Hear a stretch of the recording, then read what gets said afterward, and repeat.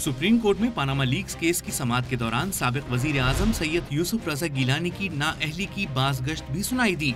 Attorney general ने सवाल उठाया कि क्या अदालत को अपना इख्तियार इस्तेमाल करना चाहिए और अदालत किस हद तक जा सकती है। इस पर जस्टिस एजाज अफजल ने कहा कि किस हद तक जाने की बात तो अदालत के जहन में भी है। 5 रुकनी लार्जर बेंच के सरबराह जस्टिस आसिफ सईद खोसा ने दरियाफ्त किया कि वजीर आजम असेंबली के रुकन भी हैं और क्या उनकी नाअहली से मसला हल हो सकता है।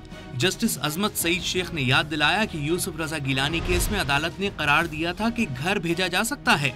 ताहम अटॉर्नी जनरल उश्तर औसाफ ने मौक़िफ़ इख्तियार किया कि आइन में रुकन असेंबली को नाअहल करार देने का तरीका दर्ज है और स्पीकर से फैसला न होने की सूरत में किसी दूसरे फोरम से रुजू किया जा सकता है।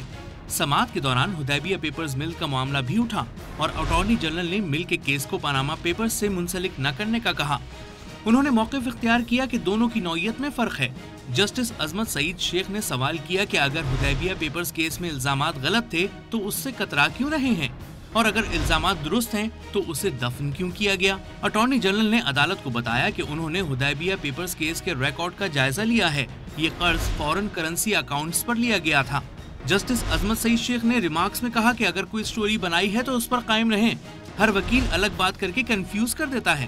कर्ज की अदायगी में किसी फॉरेन करेंसी अकाउंट का जिक्र नहीं।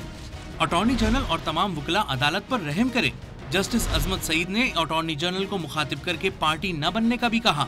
अटॉर्नी जनरल ने जवाब दिया कि वो पार्टी नहीं है, अदालत की मुआवनत कर रहे हैं। जस्टिस आसिफ सईद खोसा ने कहा कि अटॉर्नी जनरल रियासत पाकिस्तान की नुमाइंदगी कर रहे हैं और हुदैबिया पेपर्स केस में रियासत ही मुद्दई थी। उन्होंने अटॉर्नी जनरल की मुश्किल समझने का इतराफ किया और मुआवनत जारी रखने की हिदायत की। अटॉर्नी जनरल ने अदालत में मौक़िफ़ इख्तियार किया कि कानून के तहत कोई भी अपील कर सकता है, आइन में इस पर कोई पाबंदी नहीं।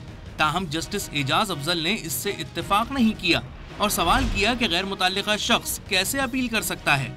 इस मौके पर जस्टिस अजमत सईद ने कहा कि हमारे लिए नैब कल मर गया। उसके बावजूद अटॉर्नी जनरल ने सुप्रीम कोर्ट को अपील का हुक्म न देने का कहा और मौक़िफ़ इख्तियार किया कि उसके मजीद कई रास्ते हैं।